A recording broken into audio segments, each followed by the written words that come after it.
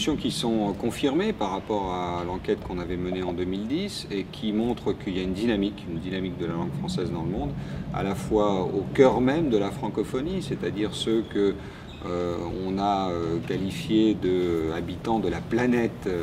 naître en français, naître et vivre aussi en français, c'est-à-dire ce noyau, ce cœur francophone, des gens qui sont, pour des raisons à la fois d'origine, dans certains cas, hein, ça peut être leur première langue utilisée à la maison, mais aussi pour des raisons d'environnement, c'est-à-dire que c'est une langue qui est présente parce que c'est la langue officielle, parce que c'est la langue de l'école, parce que c'est la langue de l'audiovisuel, parce que c'est la langue de l'administration. Et donc c'est le cas de beaucoup de pays d'Afrique subsaharienne par exemple, qui sont donc des francophones qui sont en usage quotidien du français, en situation d'utiliser le français quotidiennement, ce qui fait d'eux des francophones réguliers. La francophonie augmente même très vite, grâce en particulier à l'Afrique subsaharienne, qui, grâce à sa dynamique démographique propre, mais aussi à ses capacités de ses systèmes éducatifs à enseigner et transmettre en français, voit le nombre de francophones augmenter de façon assez importante, en moyenne 15% sur le continent africain, et dans certains pays jusqu'à 30% depuis notre estimation de 2010. Alors ça c'est pour la planète francophonie au sens le plus strict, et puis il ne faut pas oublier que le français est aussi une langue enseignée dans le monde entier, donc une langue mondiale qui connaît des usages plus ponctuels, moins réguliers que ceux que j'évoquais précédemment, mais qui peuvent être aussi extrêmement importants.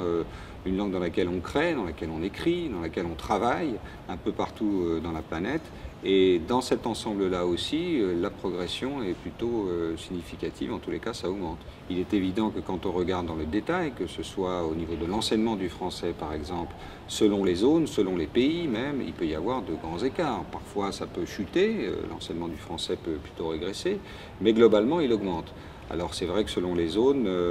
en Europe par exemple, l'enseignement des langues étrangères en général est plutôt en phase de raréfaction, c'est-à-dire que l'anglais prend la première place et donc le français qui est encore la deuxième et la troisième langue apprise en Europe a tendance à connaître des effectifs moins importants. Mais c'est une baisse relative.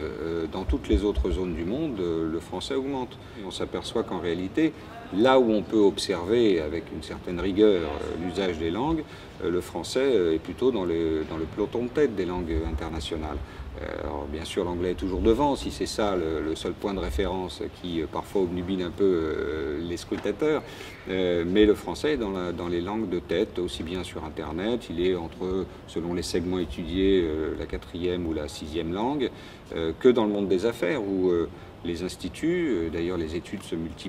sont multipliées cette année, montrent que le français est une langue des affaires aussi bien en Europe, où elle est considérée comme la deuxième langue des affaires, la troisième langue des affaires, que dans le monde.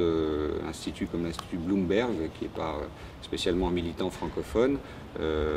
annonce que le français est la deuxième langue des affaires, parce que c'est une langue qui correspond à un usage suffisamment répandu pour être utile pour faire des affaires, ce qu'ont compris par exemple les Chinois qui viennent investir en Afrique et qui envoient des francophones.